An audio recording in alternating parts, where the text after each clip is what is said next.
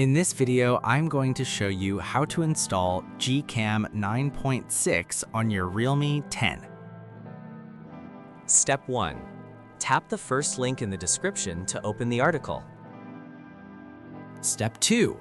Scroll to the download section and download the GCam APK file. Step 3. Follow the How to Install guide for step-by-step instructions. A video guide is also available.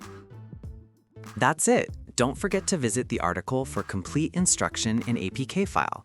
Lastly, here's some GCam versus stock camera app comparison.